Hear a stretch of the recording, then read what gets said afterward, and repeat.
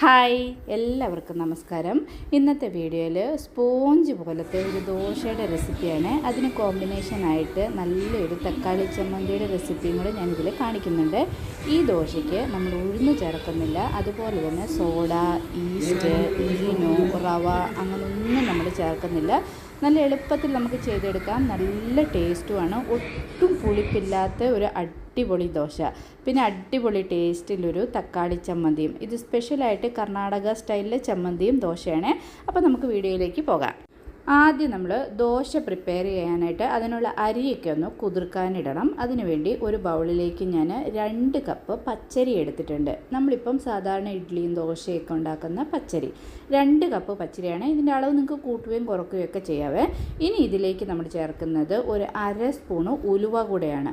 വേറെ ഒന്നും നമ്മളിതിലേക്ക് ചേർക്കുന്നില്ല. 2 കപ്പ് പച്ചരിയും 1/2 സ്പൂണ് ഉലുവയും കൂടെ ഞാനിതിലേക്ക് ചേർത്തിട്ടുണ്ട്. ഇനി ഈ അരിയും ഉലുവയും നമ്മൾ നന്നായിട്ടൊരു 3-4 പ്രാവശ്യം കഴുകണം. പിന്നെ നമ്മളത് കഴുകുന്നില്ല. അത് കാരണം ആദ്യം തന്നെ നന്നായിട്ടൊന്ന് കഴുകിയെടുത്ത് ഒരു സൈഡിലേക്ക് മാറ്റി വെക്കാം. ഇനി ഒരു ചെറിയ ബൗളെടുത്തിട്ട് അതിലേക്ക് 1 കപ്പ് അവൽ നിങ്ങളുടെ കയ്യിൽ ഇല്ലെങ്കിൽ അവലിന് പകരം ചോറായാലും മതി കേട്ടോ. ഞാനിപ്പോൾ അവലെടുത്തിട്ടുണ്ട്. അവലിലേക്ക് ഒരു കുറച്ച് വെള്ളം ഒഴിച്ച് പെട്ടെന്ന് തന്നെ നമ്മളിതൊന്ന് കഴുകിയെടുക്കണം. ഇത് വെയിറ്റ് ചെയ്യാനില്ല. വെള്ളം ഒഴിച്ച് അപ്പം തന്നെ നമ്മളിതൊന്ന് കഴുകി ഒന്ന് പിഴിഞ്ഞെടുത്തിട്ട് ഈ നമ്മൾ കുതിർക്കാൻ എടുത്ത് വെച്ച അരിയിലേക്ക് ഈ അവൽ കൂടെ ചേർത്ത് കൊടുക്കണം. അവൽ നിങ്ങൾക്ക് വേണമെങ്കിൽ കുറച്ച് 1-1.5 കപ്പൊക്കെ ചേർത്ത് കൊടുക്കാം, കുഴപ്പമില്ല. ഞാനിപ്പോൾ 1 കപ്പ് അവൽ അവിടെ എടുത്തിരിക്കുന്നത് നന്നായിട്ട് കഴുകി പിഴിഞ്ഞ് ഇതിലേക്ക് നമ്മൾ ചേർത്തിട്ടുണ്ട്. ഇനി നമ്മൾ ഇതിലേക്ക് ചേർക്കുന്നത് 1 കപ്പ് കട്ട തൈരാണ്.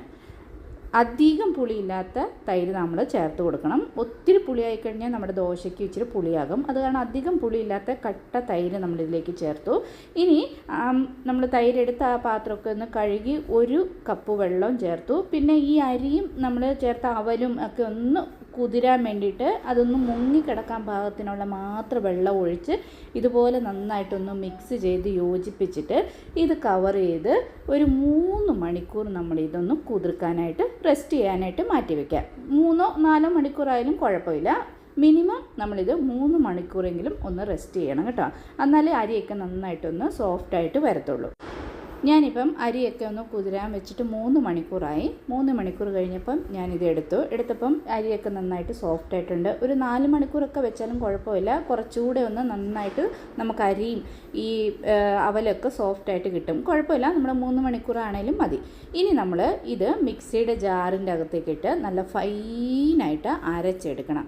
അപ്പം നമ്മൾ വെള്ളം ഇതിൽ വേറെ ചേർക്കുന്നില്ല. നമ്മളിപ്പോൾ ഉഴുന്നൊക്കെ ഇട്ടിട്ട് ദോശ ഉണ്ടാക്കുവാണെങ്കിൽ അത് നമ്മുടെ മാവ് കുറച്ചുകൂടി ഒന്ന് നമുക്ക് കട്ടിയായി കിട്ടും. ഇതങ്ങനെ കട്ടിയായി കിട്ടില്ല. അത് കാരണം നമ്മൾ അരയ്ക്കുമ്പം വളരെ ശ്രദ്ധിച്ച് വെള്ളം കൂടി പോകാതെ നമ്മൾ ആ ചേർത്ത തൈരും അതിലുള്ള വെള്ളവും മാത്രം ചേർത്ത് നമ്മൾ നല്ല ഫൈനായിട്ട് ഇത് അരച്ചെടുക്കണം. ഇതാ ഞാൻ പറയുന്നത്, നമ്മൾ കുതിർത്ത് കഴിഞ്ഞിട്ട് അരി കഴുകുന്നില്ല. അപ്പോൾ ആദ്യം തന്നെ നന്നായിട്ട് 3-4 പ്രാവശ്യം കഴുകി വേണം നമ്മൾ അരി കുതിർക്കാൻ വെക്കാൻ. ഇത് കണ്ട ഇതുപോലെ നല്ല ഫൈനായിട്ട് അരച്ചെടുത്തിട്ടുണ്ട്. ഇനി നമുക്കിത് വേറൊരു പാത്രത്തിലേക്ക് മാറ്റി കൊടുക്കാം. ഞാനിപ്പം 2 ബാച്ചായിട്ടാണ് അരച്ചെടുത്തത്. അപ്പോൾ ആദ്യത്തെ ബാച്ച് അരി അരച്ചൊരു പാത്രത്തിലേക്ക് മാറ്റി. ഇനി രണ്ടാമത്തെ ബാച്ചും കൂടെ അരച്ച് നമുക്കിതിലേക്ക് ചേർത്ത് കൊടുക്കാം. ഇപ്പം ഞാൻ രണ്ടാമത്തെ ബാച്ചും അരച്ചിട്ടുണ്ട്. ഇതും കൂടെ ഇതിലേക്ക് ചേർത്തു. ഇനി മിക്സിയുടെ ജാറ് കഴുകി ഒരു ഇച്ചിരി വെള്ളം നമ്മൾ ഒഴിക്കാവുള്ളൂ കേട്ടോ. വെള്ളം ഒട്ടും കൂടിപ്പോകാൻ പാടില്ല. കൂടിപ്പോയാൽ നമ്മുടെ ദോശ നമുക്ക് അത്ര സോഫ്റ്റായിട്ട് കിട്ടത്തില്ല. ഇനി നമ്മൾ ഈ 2 ബാച്ചായിട്ടാണല്ലോ അരച്ചത്. പിന്നെ ഇച്ചിരി വെള്ളം കൂടെ ഒഴിച്ചിട്ടുണ്ട്. ഇതുപോലെ ഒരു 2 സെക്കൻഡ് നമ്മൾ നന്നായിട്ടൊന്ന് മിക്സ് ചെയ്ത് യോജിപ്പിക്കണം. ഇതുപോലെ നന്നായിട്ട് എല്ലായിടത്തും ഒന്ന് മിക്സ് ആവണം. എന്നിട്ട് ഇത് നന്നായിട്ട് മിക്സ് ചെയ്ത് യോജിപ്പിച്ചിട്ട് ഒരു 3 മണിക്കൂർ റെസ്റ്റ് ചെയ്യാൻ വെച്ചാൽ മതി. ഇല്ല ഓവർനൈറ്റ് വേണമെങ്കിൽ ഓവർനൈറ്റ് വെക്കാം, കുഴപ്പമൊന്നുമില്ല. ഇപ്പോൾ രാവിലെ നമുക്ക് ബ്രേക്ക്ഫാസ്റ്റിനാണെങ്കിൽ രാത്രി ഇതുപോലെ അരച്ച് മിക്സ് ചെയ്ത് വെച്ചാലും മതി. ഇല്ല നമുക്ക് പെട്ടെന്ന് തന്നെ ആ ദോശ ഉണ്ടാക്കണം എന്നുണ്ടെങ്കിൽ കവർ ചെയ്ത് ഒരു 3 മണിക്കൂർ നമ്മളിതിനെ റെസ്റ്റ് ചെയ്യാനായിട്ട് വെക്കണം. അപ്പം മാവൊക്കെ നന്നായിട്ട് നമുക്ക് പുളിച്ച് കിട്ടും. ആ സമയത്ത് നമുക്ക് നല്ലൊരു തക്കാളി ചമ്മന്തി റെഡിയാക്കാം. ചമ്മന്തിക്ക് വേണ്ടി ആവശ്യമുള്ള സാധനങ്ങൾ ഒരു 2 തക്കാളി, ഒരു കുറച്ച് തേങ്ങ, പിന്നെ വറ്റൽമുളക്, ചുമന്ന മുളക് എരിവിനനുസരിച്ച്, പിന്നെ നമുക്ക് ഒരു 5-6 അല്ലി വെളുത്തുള്ളി ഇച്ചിരി നല്ലപോലെ ചേർത്താലും നല്ല ടേസ്റ്റ് ആയിരിക്കും. പിന്നെ ഒരു കുറച്ച് ജീരകം. ഇത്രയാണ് ഈ ചമ്മന്തിക്ക് ആവശ്യമുള്ള സാധനങ്ങൾ. അപ്പോൾ ഈ തക്കാളിയൊക്കെ ഒന്ന് നമുക്ക് മുറിച്ചെടുക്കാം, ഒന്ന് അരിഞ്ഞെടുക്കാം. എന്നിട്ട് ഒരു പാൻ ചൂടായി അതിലേക്ക് കുറച്ച് എണ്ണ, ഒരു 2 സ്പൂൺ എണ്ണ ഒഴിച്ചിട്ടുണ്ട്. ആദ്യമേ നമ്മൾ ജീരകം ഒരു 1/4 സ്പൂണ് ജീരകം ഇട്ട് കൊടുത്തിട്ടുണ്ട്. ഇനി നമ്മൾ എടുത്ത് വെച്ചിരിക്കുന്ന വെളുത്തുള്ളിയാണ് ഇതിലേക്ക് ഇട്ട് കൊടുക്കുന്നത്. തൊലിയൊക്കെ കളഞ്ഞ് വെച്ചിരിക്കുന്ന വെളുത്തുള്ളി ഇതിലേക്ക് ചേർത്ത് കൊടുത്തു. എന്നിട്ട് വറ്റൽമുളകും കൂടെ ചേർത്ത് കൊടുത്തു. ഇത് നന്നായിട്ടൊന്ന് ഫ്രൈ ചെയ്യണം. അപ്പം നമുക്ക് ആ ജീരകത്തിൻ്റെയും വെളുത്തുള്ളിയുടെയും പച്ച ചുവയൊക്കെ ഒന്ന് മാറിക്കിട്ടും. ഇതുപോലെ ഒന്ന് വറുത്തെടുത്ത് കഴിയുമ്പോൾ ഇപ്പം നമ്മുടെ മുളകൊക്കെ വറന്നിട്ടുണ്ട്. ഇനി നമ്മൾ അരിഞ്ഞു വെച്ചിരിക്കുന്ന തക്കാളി കൂടെ ഇതിലേക്ക് ചേർത്ത് കൊടുത്തിട്ട് നന്നായിട്ടൊന്ന് ഇതൊന്ന് വേവിച്ചെടുക്കണം. തക്കാളിയൊക്കെ നന്നായിട്ട് വേകണം. ഇപ്പം നമ്മൾ ആവശ്യത്തിനുള്ള ഉപ്പും കൂടെ അങ്ങ് ചേർത്താൽ പെട്ടെന്ന് തന്നെ നമുക്ക് ആ തക്കാളി സോഫ്റ്റായിട്ട് കിട്ടും. അപ്പോൾ ഞാൻ കുറച്ച് ഉപ്പും കൂടെ ചേർത്തിട്ടുണ്ട്. എന്നിട്ട് ഇത് നന്നായിട്ടൊന്ന് മിക്സ് ചെയ്ത് നല്ല സോഫ്റ്റ് ആകണം. തക്കാളിയൊക്കെ നല്ലപോലെ വേകണം. അതിൻ്റെ കൂടെ തന്നെ നമ്മൾ ചേർത്ത മുളകും പിന്നെ ആ വെളുത്തുള്ളിയൊക്കെ ഒന്നുകൂടി ഒന്ന് സോഫ്റ്റായി കിട്ടണം. ഇത് കണ്ടോ, ഇതുപോലെ ഒന്ന് തക്കാളിയൊക്കെ വെന്ത് നല്ല സോഫ്റ്റായി കഴിഞ്ഞ് കഴിയുമ്പോൾ നമുക്ക് സ്റ്റൗ ഓഫ് ചെയ്തിട്ട് തണുക്കാൻ വെക്കാം. നന്നായിട്ട് തണുത്ത് കഴിയുമ്പോൾ നമ്മൾ മിക്സിയുടെ ജാറിലേക്ക് എടുത്ത് വെച്ചിരിക്കുന്ന തേങ്ങ ചേർത്ത് കൊടുക്കുക. എന്നിട്ട് നമ്മൾ വറുത്ത് വെച്ചിരിക്കുന്ന തക്കാളിയും മുളകും ഒക്കെ ഇതിലേക്ക് ചേർത്ത് കൊടുത്തിട്ട് അധികം വെള്ളം നമ്മൾ ചേർക്കാതെ ഒരു ഇച്ചിരി വെള്ളം ചേർത്തിട്ട് ഇത് നല്ല ഫൈനായിട്ട് അരച്ചെടുക്കണം. ഇപ്പം ഞാനിത് അരച്ചുകൊണ്ട് വരാം. ചമ്മന്തി ഞാൻ നല്ല ഫൈനായിട്ട് അരച്ചെടുത്തിട്ടുണ്ട്. അരച്ച ചമ്മന്തിനെ നമ്മൾ ഒരു ബൗളിലേക്ക് മാറ്റി കൊടുക്കാം. എന്നിട്ട് അധികം വെള്ളം ഒഴിക്കേണ്ട. ആ ജാറൊക്കെ ഒന്ന് കഴുകി ഒരു കുറച്ച് വെള്ളം ഒഴിച്ചു കൊടുത്താൽ മതി. എന്നിട്ട് നമ്മൾ ഉപ്പൊന്ന് ടേസ്റ്റ് ചെയ്തിട്ട് ഉപ്പ് കുറവാണെങ്കിൽ ഇപ്പം നമുക്ക് കുറച്ച് ഉപ്പ് ചേർത്ത് കൊടുക്കാം. ഇപ്പോൾ കുറവായിരുന്നു. ഇനി നമ്മളിതിലേക്ക് ചേർക്കുന്നത് ഒരിച്ചിരി പഞ്ചസാര. നമ്മുടെ തക്കാളിയുടെ പുളിയും എരിവും ഒക്കെ ഒന്ന് ബാലൻസ് ആകാൻ ഒരു 1/4 സ്പൂൺ പഞ്ചസാരയും കൂടെ ഇതിലേക്ക് ചേർത്ത് കൊടുത്തിട്ടുണ്ട്. ഇനി നമുക്കിതിനൊന്ന് കടുക് വറുത്ത് ചേർക്കാം. കടുക് വറുക്കാൻ നമുക്ക് വേണ്ടിയ സാധനങ്ങൾ കുറച്ച് നല്ല ഫ്രഷ് ആയിട്ടുള്ള കരിവേപ്പില, പിന്നെ കുറച്ച് കടുക്, പിന്നെ നമുക്ക് ഒരു വറ്റൽമുളക്, പിന്നെ കുറച്ച് കായപ്പൊടി വേണം. ഇത്രയാണ് നമ്മൾ കടുക് വറുത്ത് ചേർക്കുന്നത്. അപ്പോൾ എണ്ണ ചൂടായി കഴിയുമ്പോൾ ഇതെല്ലാം ചേർത്ത് കടുകൊന്ന് വറുത്തിട്ട് അതും കൂടെ ഇതിലേക്ക് ചേർത്ത് കൊടുത്തു കഴിഞ്ഞാൽ നമ്മുടെ അടിപൊളിയായിട്ടുള്ള തക്കാളി ചമ്മന്തി ഇവിടെ റെഡി ആയിട്ടുണ്ട്. ഇത് ദോശ, ഇഡ്ഡലി, ചപ്പാത്തിയുടെ കൂടെ ഒക്കെ കഴിക്കാൻ നല്ലതാണ് കേട്ടോ.